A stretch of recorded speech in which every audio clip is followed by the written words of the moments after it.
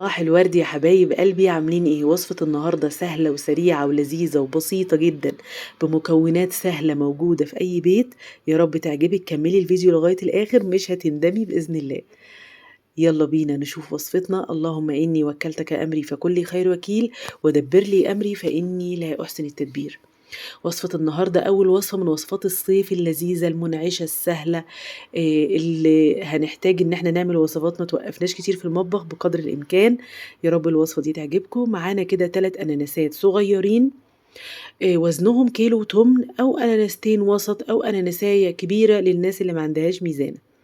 هنبتدي نقشرهم زي ما انتم شايفين كده. وطبعا لما بنقشر الأناناس بنشيل القلب بتاعه وبنرميه، بس احنا في الوصفة دي هنستخدم قلب الأناناساية، مش هنرميه أبدا. والقلب الأناناسية هنا هيبقى هو بديل أي سوائل ممكن نستخدمها في الآيس كريم. دايما لما بنيجي نعمل وصفة آيس كريم بنستخدم حليب أو مية. قلب الأناناسية هنا هيبقى بديل لأي سوائل ممكن نستخدمها، فهيخلي معانا الايس كريم بتاعنا ناعم جدا، ما فيهوش خرفشه التلج اللي دايما بنلاقيها لما بنيجي نعمل الايس كريم في البيت. هنشيل كده قلب الاناناسيه زي ما انتم شايفين كده. وبعد كده نبدا بقى نقطع الاناناس بتاعنا ونحطه في كيس التلاجة زي ما انتم شايفين كده، ونقطعه صغير بقدر الامكان علشان لما نيجي نضربه يبقى سهل علينا. مش عايزين ننسى كمان ان قلب الاناناسية يا جماعة دايما فيه كل السكر اللي جوه الاناناس، يعني فيه الطعم المسكر بتاعه. فهنا هيخلينا نستخدم كمية سكر كمان قليلة جدا في الوصفة بتاعتنا، فهنوفر كمان سكر بقدر الإمكان كتير. يعني انت هتلاقيني مش مستخدمة سكر كتير تماما، يعني في حدود الوصفة كلها في حدود 3 معالق سكر.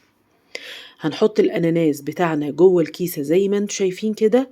وبعدين نجيب قلب الأناناسة ونجيب الكبة بتاعتنا، هنبدأ نضربه. هنحط على كمية القلب اللي معانا دوت في حدود معلقتين.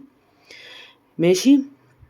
المعلقة اللي أنا باحطها دي يا جماعة مش مليانة، تمام، فهتلاقيها معلقة ناقصة كده، لكن إجمالي السكر تماما على القلب هو معلقتين كبار من السكر. ضربناهم كويس جدا جدا زي ما انتي شايفة كده. وبعدين هنبدأ بقى نصفيهم علشان نبدأ طبعا ما يبقاش فيه أي حاجة، أي شوائب جوه الآيس كريم بتاعنا. بعد ما صفيناهم هنبدأ نحط السائل بتاعنا ده على الأناناس وندخله الفريزر بتاعنا ساعتين 3 كده يتماسك. مش عايزينه يحجر ويبقى تلج، لكن عايزينه يخرفش كده يبقى متماسك، علشان لما نيجي نضربه يظبط معانا في الوصفة في المرحلة الجاية، في الخطوة اللي جاية يعني. هنحط السائل بتاعنا وندخله التلاجة او الفريزر اسفة. وبعد كده انا طبعا ما كنت الصبر عليه قوي، معلش اني كنت مستعجلة عشان الفيديو، لكن انتي سيبيه حبة لما يخرفش ويتماسك. هنبدأ نضربه في الكبة بتاعتنا، تمام. وبعد ما نضربه يا اما تضربيه ناعم قوي قوي قوي ما يبقاش فيه اي كتل، يا اما تعملي زي حالاتي كده وتسيبي فيه كتل. انا بحب اسيب دايما في الايس كريم يعني قطع من الفاكهة اللي انا عاملة بيها الايس كريم.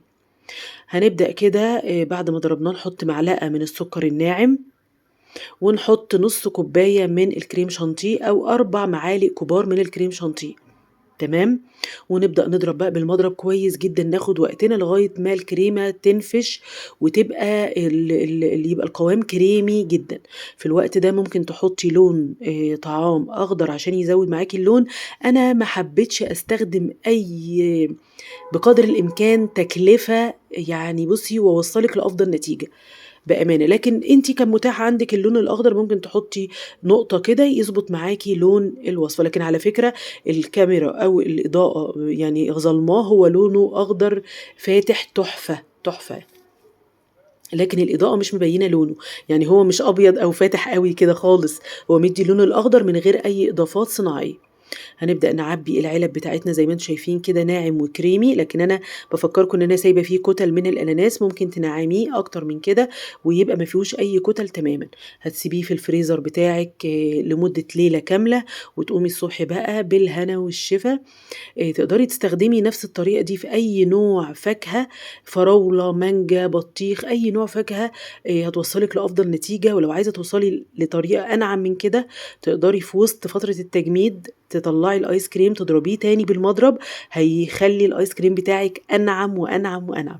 لو وصلتِ معايا لغاية هنا وعجبتِك الوصفة واستفدتِ، يا ريت تعملي لي لايك وكومنت. أشوفكم في وصفة جديدة، باي.